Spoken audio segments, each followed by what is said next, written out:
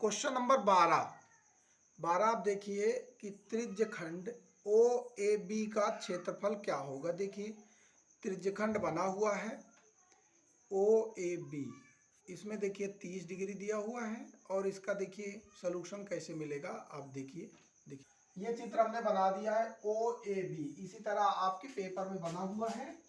यहाँ दिया हुआ है ये कोण 30 है और ये 4 सेंटीमीटर ये आपकी त्रिज्या है।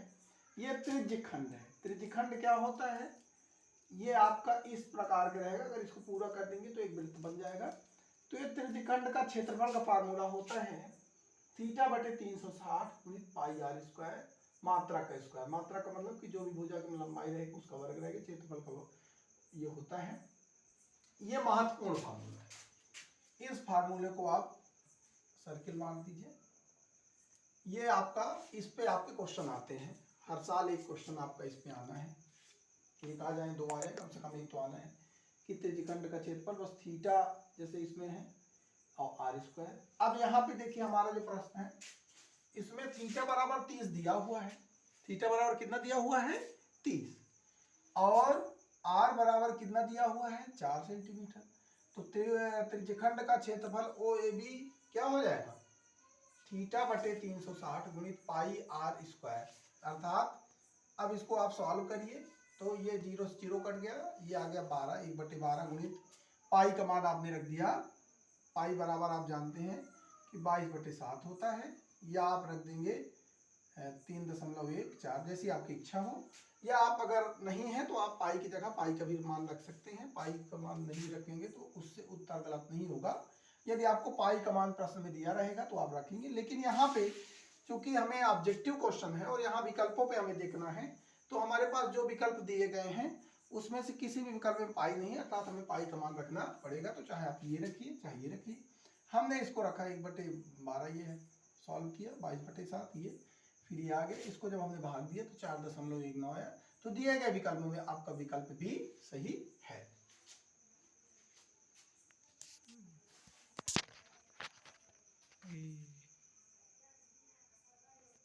अगला देखिए क्वेश्चन आपका क्या है, 2 tan square 45 plus cos square 30 minus sine square 60 का मान क्या होगा। ये बहुत आसान क्वेश्चन है, बस ये आपको इसमें टेबल आपको पता होनी चाहिए कि टेबल क्या होती है। देखिए इसको आप 2 tan स्क्वायर 45, तो 2 इंटू tan 45 का मान क्या होता है देख लीजिए। आपको टेबल है, किसी दिन मैं आपको टेबल बना के दिखा दूंगा। tan 45 का मान 1 होता है, तो यहाँ आपने 1 का वर्ग लिख दिया, प्लस cos स्क्वायर 30। cos 30 का मान क्या होता है, cos 30 का मान होता है आपको, cos 30 का मान वही होगा जो sin 60 का होगा, अर्थात √3/2। तो यहाँ आपने √3/2 का वर्ग कर दिया और माइनस sin 60 का मान वही होगा जो cos 30 का होगा, अर्थात √3/2। तो आपने यहाँ पे लिख दिया √3/2। अब इसका मान देखिए क्या होता है। अब 2 गुणित 1 का वर्ग 1 ही होता है, अर्थात 2 गुणित 1 धन ये वर्ग है। आपको पता होना चाहिए कि कभी भी किसी रूट का अगर वर्ग आप करेंगे, आप जान लीजिए रूट या वर्गमूल का अगर आप वर्ग करेंगे तो वो वर्गमूल से बाहर हो जाती है। रूट x का वर्ग है तो x, तो यहाँ पे ये हो जाएगा।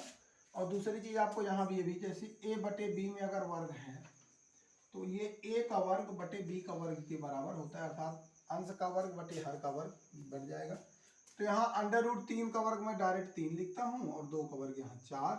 अरे वही चीज यहाँ पे भी देखिए वर्ग है तो 3/4। अब चूंकि धन ऋण में यही चीज है तो कैंसिल आउट हो गई और ये आपका उत्तर आ गया 2 है।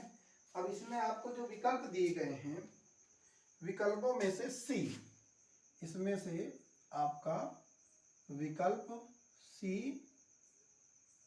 सही है, विकल्प सी सही है। अगला प्रश्न देखिए question number 14, cos square 67 minus sine square 23 का मान क्या होगा। ये भी एकदम क्वेश्चन जो है फार्मूले पे बेस्ड है, सूत्रों पे बेस्ड है। देखिए आप कैसे आएगा।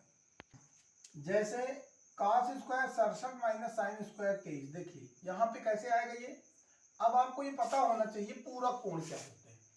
पूरक कोण का मतलब ये होता है कि यदि यदि कोई कोण थीटा है तो उसका पूरक होता है 90 माइनस थीटा। तो पूरक कोणों के मान बराबर होते हैं, अर्थात cos थीटा का वही मान होगा जो sin 90 माइनस थीटा का होगा। यदि हमने कहा cos 30 का मान क्या होगा, तो ये हो जाएगा वही मान जो sin 90 माइनस 30 का होगा, अर्थात sin 60 का होगा। cos 30 का मान क्या होगा, वही होगा जो sin 60 का होगा। तो यहाँ पे ये देखना है कि ये पूरक कोण है, ये पूरक कोण है। तो अब यहाँ पे आप देखिए क्या हो रहा है, अर्थात यदि हम cos थीटा की जगह sin 90 माइनस थीटा रखें तो कोई दिक्कत नहीं है। तो हमने यहाँ cos 67 की जगह लिख दिया sin 90 माइनस 67, और इसका हमने वर्ग किया जैसे किया गया था, बाकी इसमें हमने कोई जो है डिस्टर्बेंस नहीं किया, ये रखा हुआ है। अब देखिए sin 90 माइनस 67, 90 से 67 माइनस करेंगे तो ये आ जाएगा साइन स्क्वायर 23, चूंकि 90 माइनस 60 23 होता है, अब माइनस साइन स्क्वायर 23 हो गया। अब ये जो है क्या हुआ, एक दूसरे कैंसिल करके ये आपका 0 आ गया।